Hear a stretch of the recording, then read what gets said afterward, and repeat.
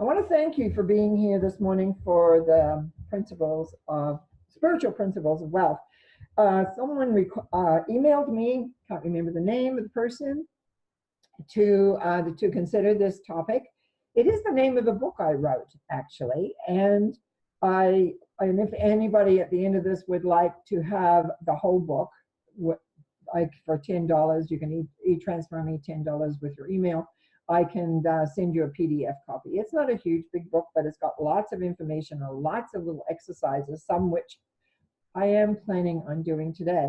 The other thing I'll notice, some people mention that sometimes the recording's a little shaky, and that's because on my table, when I get excited, I would either hit the computer, which I've put back a little further today, but Marian's table is very secure, much more than my table that I was on with. I want to talk a little bit about my journey in spiritual prosperity.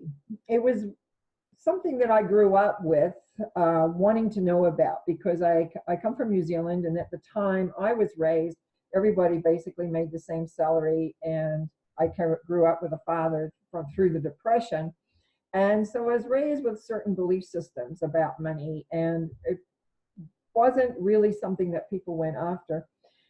But both my brother and myself were raised by our mother, because our father was working long and hard hours, and we hardly saw him when we were little. And it's interesting because both my brother and I have done very well in our world. Then often we've had, for myself, I've had trouble holding on to the money, and I'm still working on that part of it. But it's been an interesting journey. So I studied with a number of people, and I just wanted to let you know the background of this, that this information isn't just kind of something that I've come up with. It was years of study, actually, before I wrote my little book. I took workshops in Vancouver with Alan Jacks on mind, money, and wealth.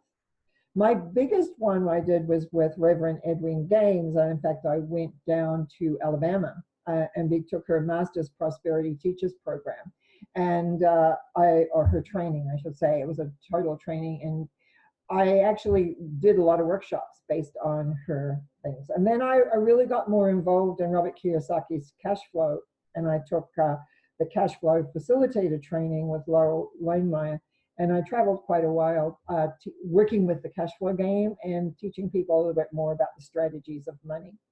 Because what I found, that even with the principles and knowing the principles, what ended up happening is that people didn't seem to have a real, what I call, common sense, that my dad had instilled in me to a large degree.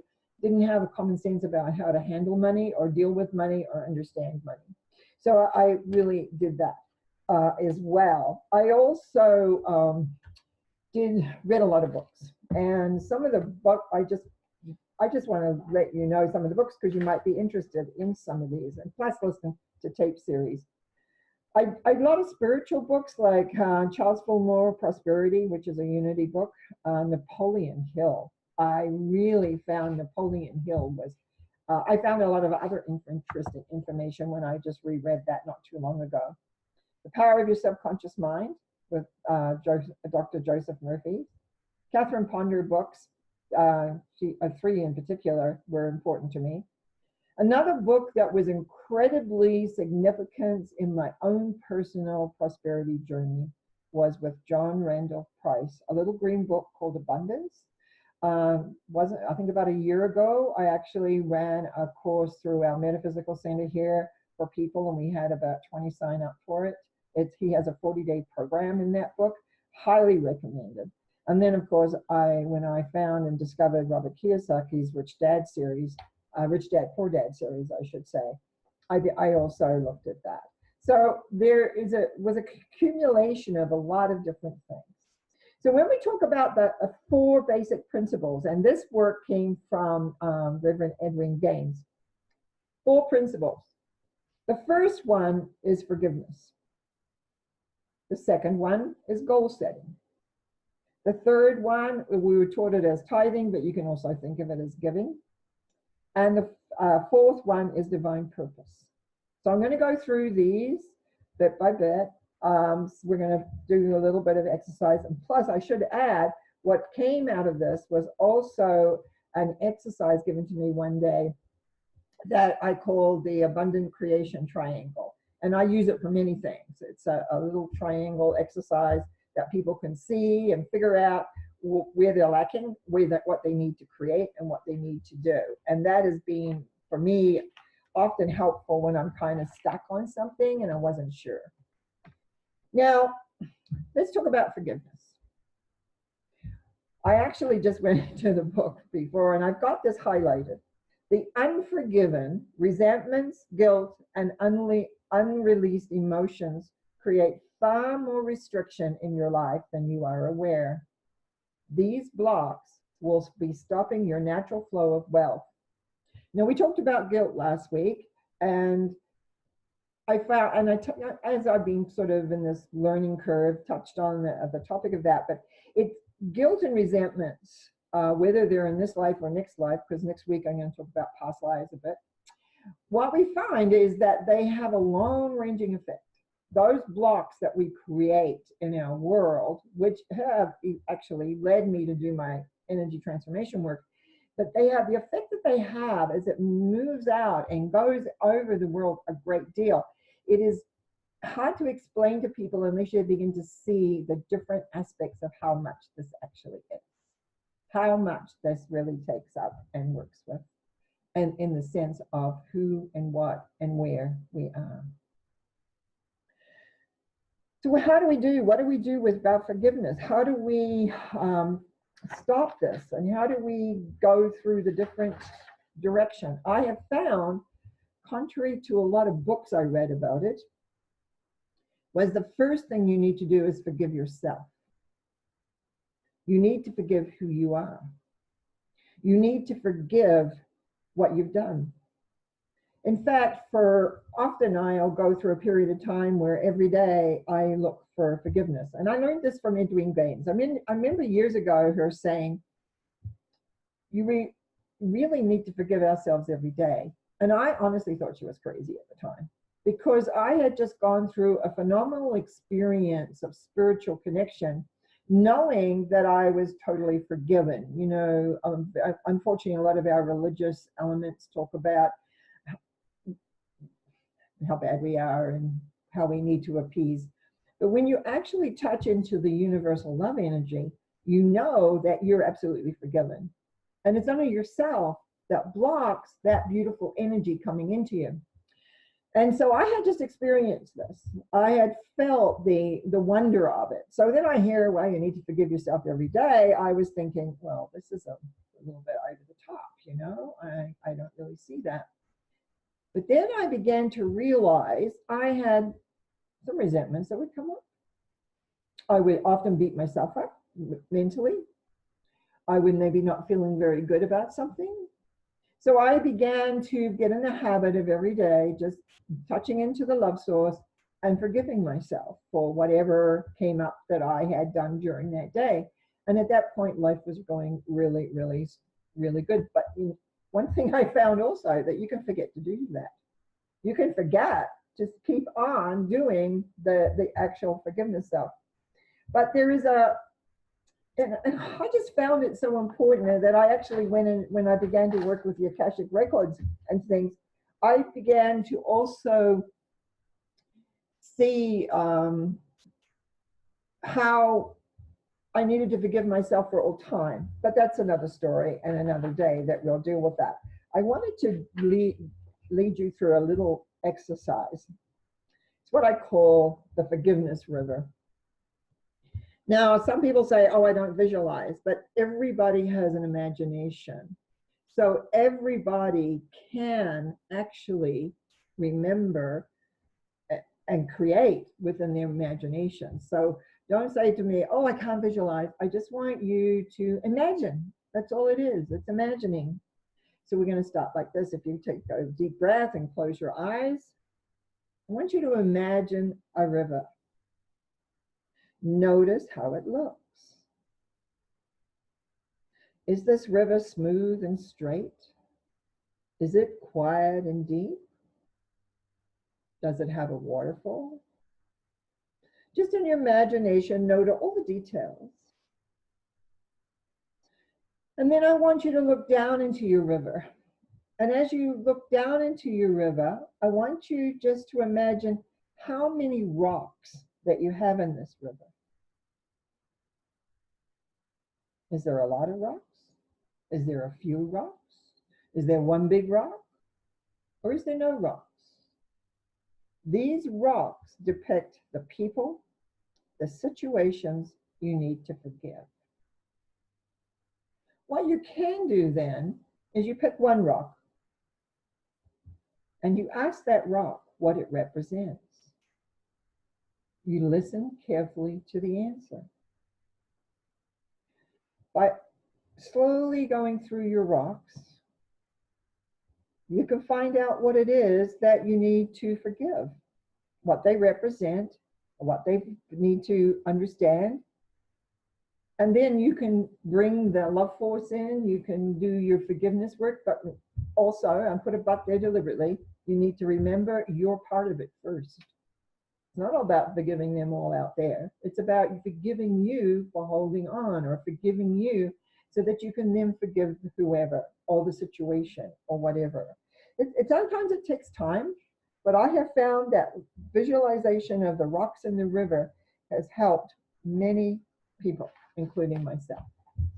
So that's number one, forgiveness, particularly of self. The second part is goal setting. Again, when I first went into this, I was teaching goal setting already. I was going down and, I was thinking, oh my goodness, what's this about? I know about goal setting. I'm fine with that. But then I began, because this whole course that I took, because it's a spiritual,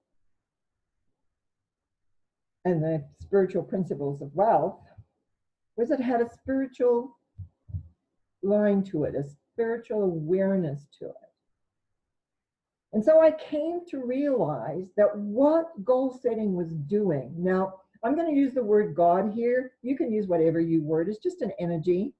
So it's a matter of you just deciding, please, if you have a problem with the word God, please do a word train on it, so that you do not, because it's just a word that represents the energy in the universe. And what I wrote in the book is, by goal setting, you are telling God, this universal energy that is here, this is what I want. This is what I want brought to me. And that's what a lot of people forget. They write their lists, and they write their awareness, the visualizations, all of that. And they're forgetting that. Why are they doing that? Why are they making their boards? Because they're telling the universe, this is where my energy is, this is what I want brought to me. I found a couple of things that was important after I took a course with, oh my goodness, the name's gone from my head, one of the authors of the books. I'll have that for you later. So that whole quality of books where they have different stories. And again, my mind went blank. My goodness, that's what age does to you, unfortunately. So anyway, I was remembering I took a workshop up in the Rockies at Lake Louise, and at the time that what was being said was, you need 101 goals, because the subconscious mind is really big, and you need 101 goals. So I thought, easy, here's me, the goal set. I do lots of goal setting, no problem. Sat down, and I came and wrote 64, nowhere near 101. So I went back and took a look at what I had written down. And what I had written down was a title, you might say, travel. But I didn't say where I wanted to travel to. I might have said I wanted to do, well, I was a lot, certain things about business. So I wanted to expand the business. But I wouldn't say how I wanted to expand it. So what I began to do was go through and look at what I had written down, and then broke it down into smaller chunks until I definitely had 101 goals. And I used to do that for many years, every New Year's Day. I'd sit down and set my year up. Then at the next year, I would go back and take a look and see what had been created and what hadn't. And what I discovered was the goals that I decided they were going to be. In other words, I took those goals that I had written down, moved them into what I call a knowing place, knowing, yes, that's going to come into my life. Not for me to know how, not for me to know, figure out which way they're going to show up. It's just for me to know they will. And when I decided and knew that knowing place inside is yes, eventually, I always call it the great computer in the sky, moved everything, and there it was in my life. So that particular weekend that I took was really beneficial. There was a variety of speakers, but that 101 goals. But the key is, what are you actually deciding that you want? So I began to become more clear on a lot of the goals that I wanted to do. And the other thing I found was to get out of my own way. You know the saying, let go and let God. I have a paragraph in here of how I learned about letting go and letting God. I'd heard that statement, and here I am wanting to be spiritual in all endeavors of my life. So what I did was I just let go. I was running a business. I had 2 kids. I had a husband. I had, many things going on. And what I ended up having to do in 3 months, I looked around my life and it was a mess. Nothing was working. Everything seemed to be jumbled and confusing. And so I went back to my own basics, actually, my other basics, based on my tarot, based on other things I had learned, and said, what's going on here? Did some meditation on it. What I found was letting go and let God, or let go, let God, was about letting go how it showed up. It's not for me to figure out how it's going to show up. And I know I mentioned that briefly earlier. It's not for me to control that. It's for me to know that it will. It's for me to be aware, to be able to accept and allow it in. Because there was another time when I had a great spiritual experience. I thought, oh, well, the universe is saying yes to me. So I said yes to everything and made some pretty disastrous mistakes because I stopped using my own awareness, my own discernment, my own sense of being. And that was another interesting lesson of how spiritual principles and wealth work. You are still in command, but you don't control how things show up. You do what you got to do. It's not that you put, like me, saying, okay, whatever. It's about, what's the plan? What's the step? And I teach you something called the first step principle. And it's in the book I talked about last week, Secrets for Living Happily. And I found that that's what I went back to, is that to know your end result and then ask yourself, what's the first step? You don't worry about the middle. And that was a very, very big learning experience that went on with that in that sense. So goal setting, very, very important. You need goals for your personal life, your career work, your material world, your spiritual elements, what you're needing more of, things like that, because you're still working on your growth and in the direction of where you're heading. So now we come to the topic that most people have the toughest problem with, including myself way back then. And that's what was called in the spiritual world tithing, and which we commonly call now giving. Traditionally, if you go back into the original religions of the world, we'll say, there was basically the whole principle of tithing, which actually means 10%, is that you give 10%. Now, a lot of people say it's just about money. It can be about many things. It can be about your time. How much do you contribute to your community? What do you give? Well, how I always taught that is what you give is what you're going to get back. So if you want money, you give some money. If you want time, you give time. If you want goods, you give goods. That principle seems to work quite well. And it's really knowing and strengthening the concept of God is my source. In other words, that universal energy that is working all the time for you. It is working for you, whether you know it or not, because it is working from your thoughts. Is that what are you allowing in? And you need to know that it is your source. Sometimes things come in that you don't like. Take a first look at your thoughts. What are you doing? Take a look at your feelings. How are they responding? What's happening with those? Now, the one reason that was behind everything that I went down for the Master's Prosperity Teachers Training was I wanted to learn about tithing because I couldn't get my head around it properly. I didn't understand it. When I received the notice that I had been accepted, they also sent a book along. And everybody had to talk on one of the 4 principles, which we haven't got to the 4th one yet, for 7 minutes. We had to create a talk for 7 minutes. Guess what my topic was? I had to talk on tithing. So I had to really look at, not only read the chapter that I had to read on it, but also to really get it inside. And at that time, the major thing I really learned was tithing is acknowledging God on a physical plane. Now, we acknowledge God or that energy, whatever you call it, in many ways: prayer, meditation, visualization, which is why we mentally and emotionally acknowledge God. But how do we acknowledge it physically?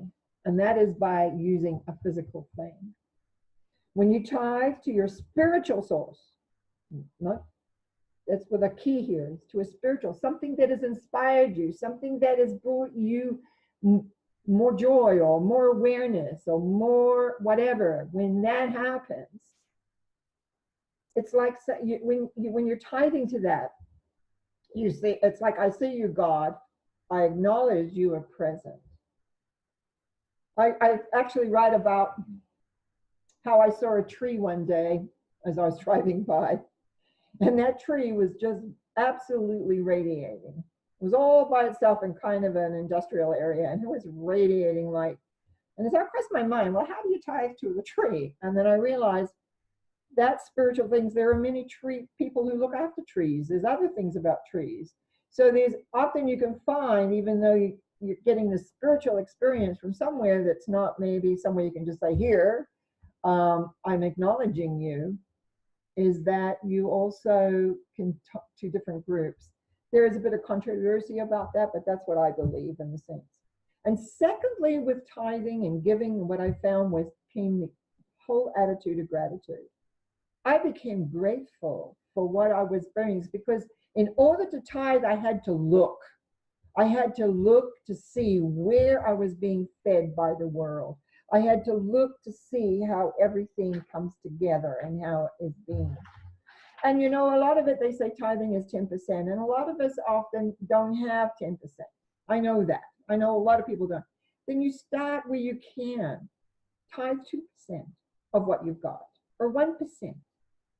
It's the attitude of gratitude to something that feeds you spiritually. That's the key. That if you can think of that, this is me acknowledging God in action. This is me seeing God in that other person. Me that's seeing that love being demonstrated through kindness and love and light. That brings all. So that was that whole thing of me coming to understand tithing made a huge difference to my world, and totally at the time began to do some really neat things in my life. So that was the 3rd principle. The 4th principle is divine purpose. What the heck is divine purpose? And I've got written here, divine purpose is the reason we are here on earth. We all have a divine purpose. An aspect of the divine purpose is to have fun. If it is not fun to you, then you may need to ask yourself, why are you doing it? Often we place ourselves in pain, believing this is all there is, and this is not so. God's world is a joyful, loving place, a place where you need to be aware, a place where you have fun and rejoice in being alive. Now, I often use, when people come to see me for their tarot readings, or and actually other consultations and things that I do, I often use their birth date to find out their purpose of basically what they're here for, just to give a sense of a guideline. But one of the exercises I have in the book here under this is that, what do you love to do? What is it that you absolutely love to do? And there is another deeper exercise where you list 3 qualities of what you like about yourself. You list 3 activities you like doing, and you write a short paragraph of how you would like to see your world, and then you put those all together. so that you have a synopsis of what this divine principle is all about, how that works, how it comes into being. Because we all go through hard times. I'm not saying that, we just live in a little bubble. Because how do we test ourselves? I just recently had a situation come up where normally I would have really overreacted and found myself not. And I was pleased about that, because even though it was upsetting and hurtful, it wasn't like I used to do it years ago when the last time I had something like that happen. Because life has a way of doing that, of bringing things back to you just to kind of see how you're doing, how are you coping. Perhaps that's I say life, but maybe that's ourselves, bringing that back in to ensure, like, oh, okay, I have grown. Because how do we mark our growingness? I don't think that's a word. How do we actually measure that? And that is, are we enjoying our lives? Is it working? Is it? So we don't want to be living in fear. We want to be living in creation and being with. And one of the things that I also created, and I'm going to see if I can explain this over here. I created what I call an abundant creation triangle. Now, let's see if I've got I forgot to bring a clean, plain piece of paper, so we're going to do it on a page of a notebook, which will have lines on it, but you'll get the idea, and I'm just going to rip it out of the thing now.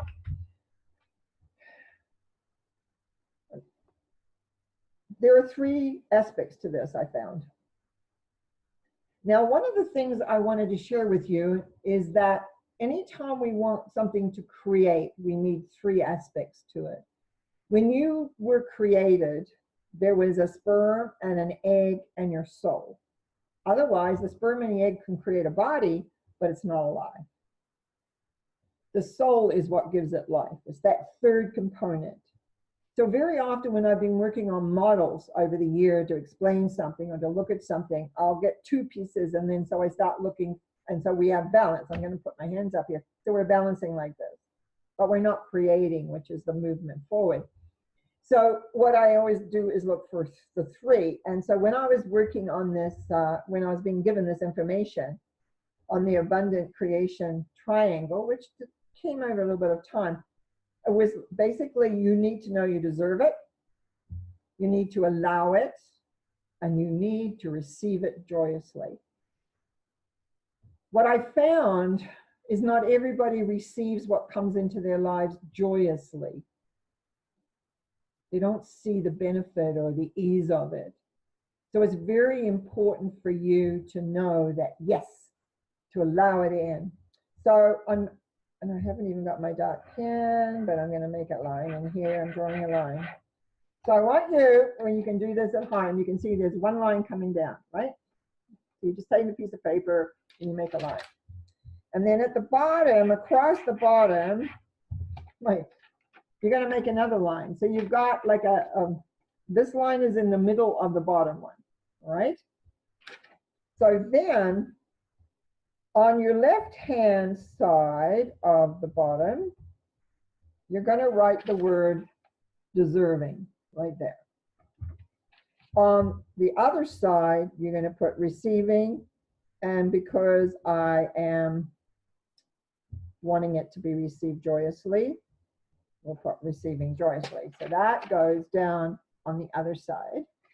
And on top of that one line coming down, you write allowing, okay, like that. Each one of these represents 100%. So you can write 100% beside each one. Now, the 0 here is in the middle here. From the line, I'm just trying to say, yeah, from the line coming down and the line coming out here and out there, each one. I know this is not very accurate, but you'll get the idea. So I want you to think inside from deserving 0 to 100%. How much do I deserve that? So I'm just going to put down here 60. I'm going to mark 60. You ask yourself, how much am I willing to allow? I'm going to put 80. And then I'm going to ask receiving joyously, and I'm going to put 40. And then we're going to connect. So, okay, this is how I did it. I got to remember what I did. But I put one over here for receiving joyously, one over here for deserving, and one here for allowing. And then I joined these together. Whoops.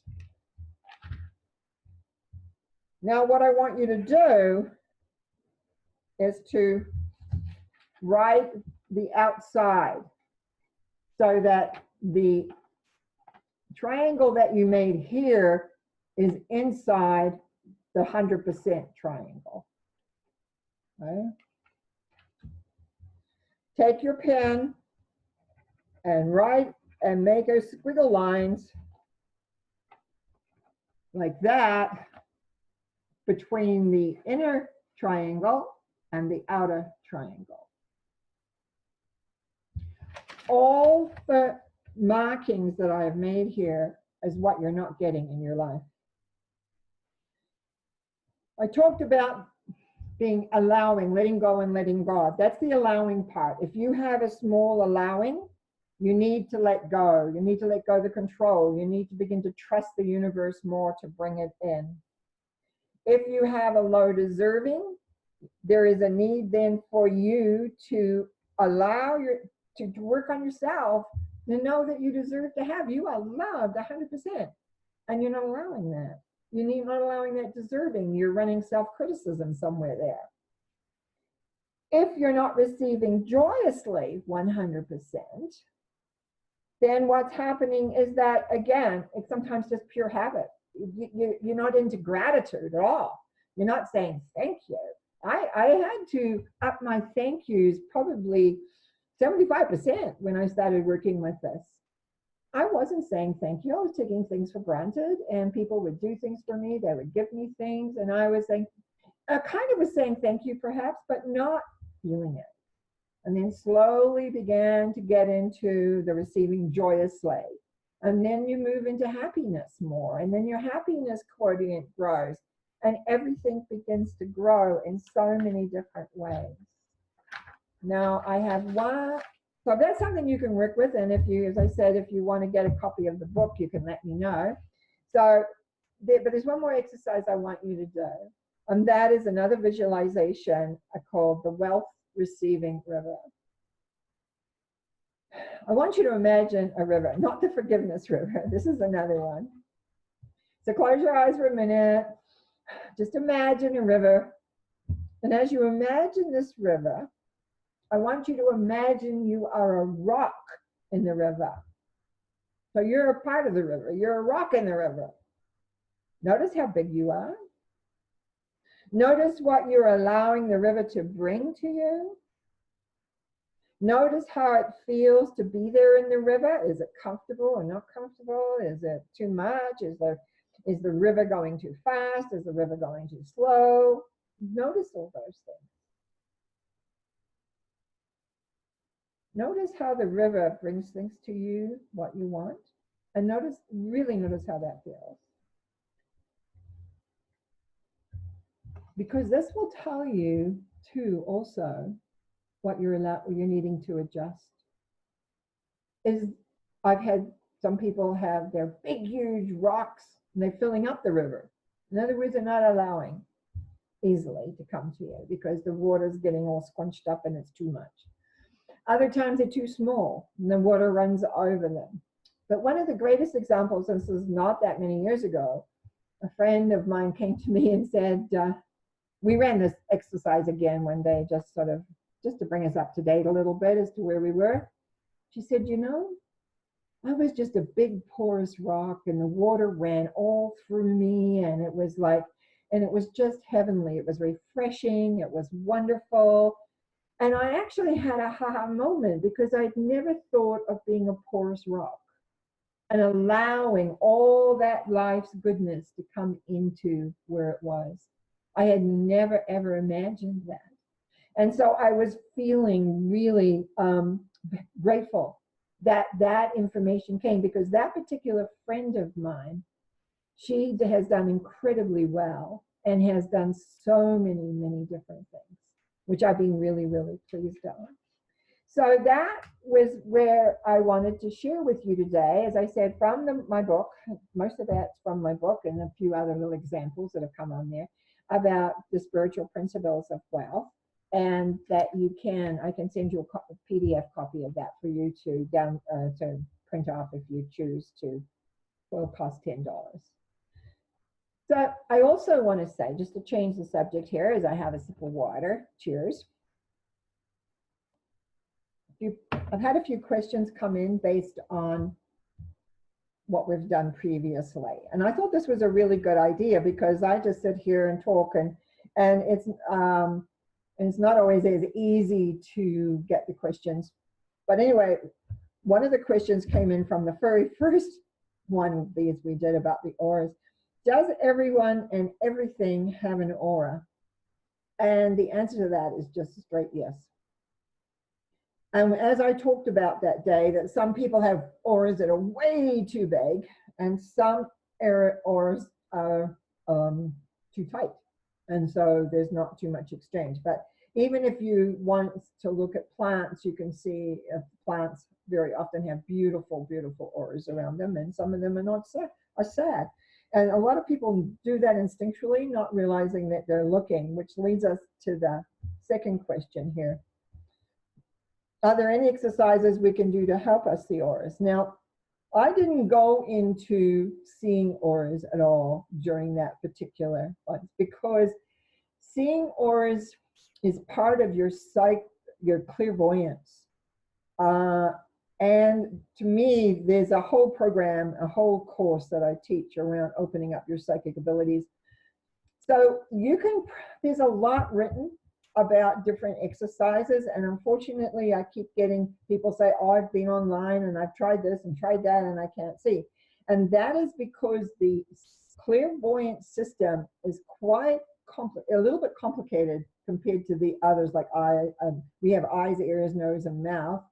And then we have our intuition, which is from our auras, our own auras in relation to our chakra system. Where our psychic system is a big system, actually, that the majority of us have so many blocks in. I know I just completed a weekend course a few months ago, and people were drawing auras and reading auras, but at the end of it, people who couldn't see them at all, because it's a way of knowing how to look. Now, some people can just look at a person and they can see the colors around them. That's not all people. Like most of us have to do, like me, I can do that now. But when I first began, I used to have to know how to look on what I call my screens to be able to see what they are. I don't walk around seeing people's auras. I feel I have enough to look after without having to be aware of that. Some people want to do that. But if I want to find a piece of information out, I do know where to look to find out, or I do know how to scan and things like that. And I can do that. But that took some learning to open up the clairvoyant system. So I personally am not going to give you any exercises of how to see them, because to me, this is part of a much bigger system, a much better awareness that needs to be totally opened up, and then you need to practice. And I'm sure for those of you that are really serious, you can find lots of different exercises on the net where people just don't really go into how the systems really work. Well, maybe they do, but I find that it's not just something, oh, you just go do this and you'll see them, because every person is different and we don't know where the blocks are in the scene. Because the same thing as people say they can't visualize. Well, we can, but we have to sometimes get around the block or the fear, which is usually fear-driven, as to why we don't particularly have that block. And the other question I had here was that anything we can do or say to cancel words spoken when we realize we should not have spoken. And sorry I didn't mention this. Words are once they're spoken, you can't take them back. You can't change them. All you can do, let's say, is speak with a stronger vibration. And usually, very often when we say words, because I want to go back to the beginning. Thoughts we can change easily. Remember, freeze, evaporate, replace. That's very easy. Thoughts are very easy to shift and change. Words, no. Once they're done, it's like concrete's gone out there. But what we can do, the only thing I have found is if we sometimes we speak, if we can speak the opposite with more emphasis, in other words, more energy, we can negate that. Unfortunately, very often we say something to somebody or around somebody we wish we didn't have said, and that often can't be done that way. So words, you need to watch the words, and also for yourself, because I was concentrating on how words affect you. But your words affect others because you are not necessarily responsible for them being triggered by your words. But often we want to look at tone, how they're said. What's your tone? Is your tone soft and gentle? I can get pretty riled up sometimes and very determined, and it's like, and it can come out a little bit like a machine gun. And I've had to learn to tone that down a little bit. I also have a loud voice that I've had to learn to tone down. In other words, I could be in a restaurant and whisper and somebody on the other side will hear me. I've had to learn how to do those things. But I had to also learn, because things came out of my mouth without thinking. I had to learn how to kind of monitor myself first so that I could speak words that are more applicable to the moment in a tone that's more pleasing. Am I 100% correct all of the time? No, because I'm me. And very often I stream things. If people talk about channeling, whether you talk about channeling, streaming these days seems to be a word as well. And often, even like here, I only had a few notes around to look at. It comes from me. And I do a lot of that when I meet people. I'll say things sometimes that if I thought about it, I wouldn't say, but there's often a reason for that. But that doesn't excuse me for it. But I find tone is really, really important as to what the tone is. I'm taking a breath. I feel like I've been talking for quite a while and I can't see what the time is, so I have no idea how long I've been speaking. It feels like quite a while. But I would like to open it up for any questions, and if anybody wants to ask a question, if you could unmute yourself, then I'll be able to hear you. So I'll just look to see if there's any microphones unmuted. If there is, unmute yourself, please. If not, I'm going to be saying goodbye for the day, and you can eat. Oh, Joy. Yes, Joy, what's your question? It's me again. It's you again. Norma, that was really interesting, and I really enjoyed that very much. When I've never heard of most of the stuff that you're talking about, and I'm really enjoying it, so thank you. But when I closed my eyes and envisioned the forgiveness river, there was like millions of rocks in there. I actually said to myself, oh shit. As long as they're little ones, it's quite easy. You just take one a day, ask it what it represents, and then forgive yourself. You're part of it, and then forgive if there's another person. Sometimes there's a situation, actually. You just forgive it, bringing light to it, just imagine and let it go. And you'll be surprised how quickly you do, all those little rocks will disappear. I just wondered, like, what if I envision picking up rocks and I'm still having the same thing come into my head? You don't need to pick okay, so you pick the rock up. It should, I'm using a should here. You may have several rocks around the same topic with different people or different events. So you might want to say, how many rocks relate to this, and kind of get your pile of them, okay? And then you just imagine just forgiving yourself, and then they're out of the river. And this thing is, what I have always done is you can use what we call light and love, right? People say light and love to you. In the light, in the color, it doesn't matter what color, you'll find the feeling of love. So find your favorite color, feel that color, and get the love that is in there. And then allow that to come in. And then when you've got that, then it's very easy to forgive yourself because you know you're loved. That's the key we're looking at, is to get you to know that you are loved. Okay. So I want to hear back how that went, okay? Okay, I'll try. Thank you. Thanks. So you can mute yourself back again.